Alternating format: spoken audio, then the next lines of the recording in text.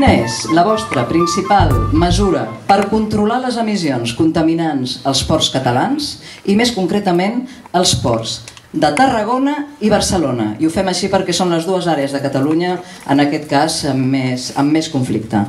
D'acord. Primer de tot, aquí hem de recuperar la gestió i la titularitat d'aquests ports, en concret a Barcelona i Tarragona.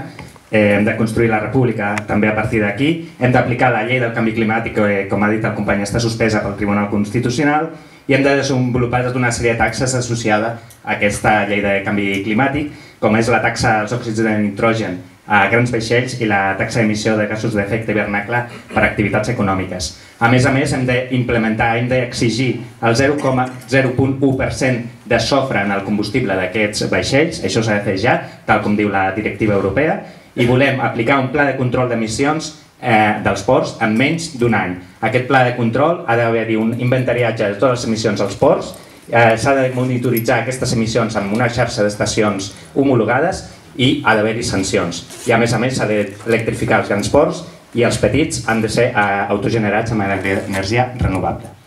Bé, com ha dit el company, doncs jo quan m'he posat a estudiar una miqueta d'aquest tema, perquè jo de ports no en sabia gaire, doncs me'n trobo que és que concretament el port de Tarragona i de Barcelona no és competència de la Generalitat. Llavors nosaltres no portem res al programa només per això.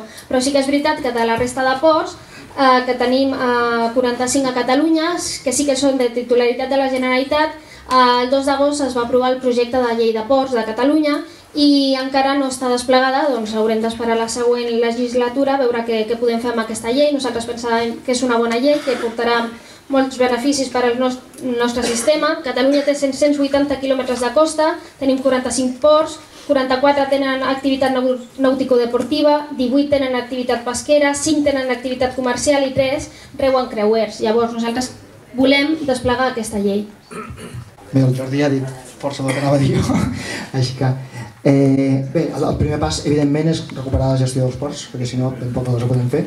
I un cop fet això, a complir les directives de la Unió Europea, regulant per limitar, controlar i sancionar les emissions dels vaixells.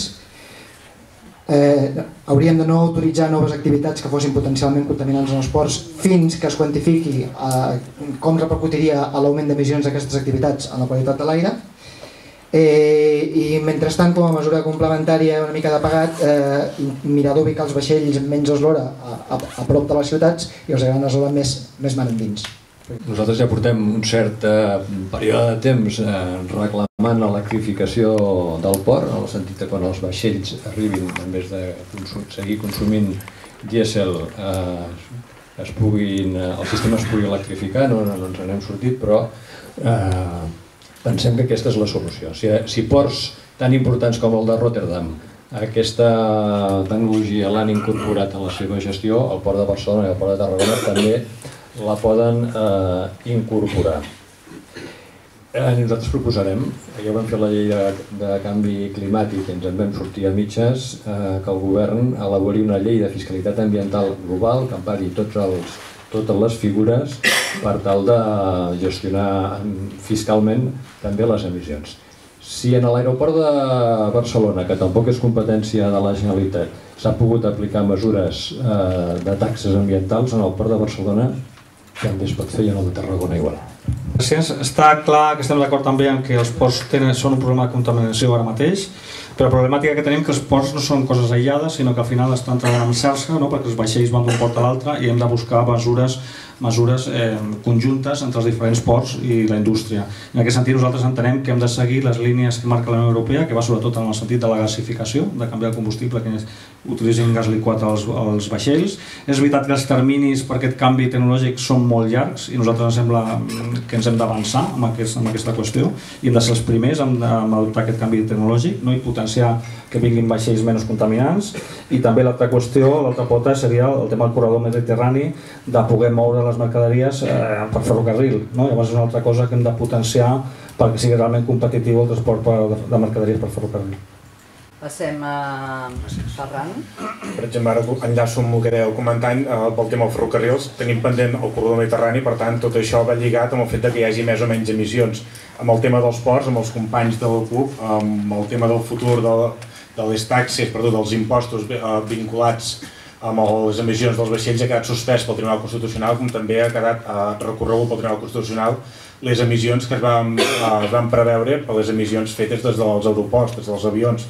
Convé recuperar també la titularitat dels ports i, lògicament, mirar que els ports vagin cap a un model d'autosuficiència energètica a través de l'electrificació. I aprofito per dir, no sé si tinc temps, doncs sí, que per exemple, també ara enllaço amb el que comentava el company de la CUP del tema de dades, el Tribunal Constitucional ens ha suspès el fet de poder recollir dades. A veure, en aquest sentit, reprendre una mica el que ha comentat el Ferran Civit. En la llei de canvi climàtic es preveia una fiscalitat ambiental, concretament pel Port de Barcelona, perquè el Port de Barcelona és el que està dintre de la zona de protecció especial, per això podem fer-ho en l'aeroport del Prat i no podem fer-ho, per exemple, amb d'altres aeroports de Catalunya, tot el tema d'emissions d'òxids de nitrogen. També especificar que el tema del sofre, quan nosaltres mesurem les concentracions de sofre a la zona on viu la gent, realment és un contaminant que en aquests moments la font principal era el trànsit i ha disminuït molt, per tant la preocupació vindria més pel tema dels òxids de nitrogen. I en aquest sentit, continuar tots els temes de bonificacions i també el tema d'insistir en un futur amb l'electrificació i ara en aquests moments com a mesura més ràpida tot el tema de gasificació.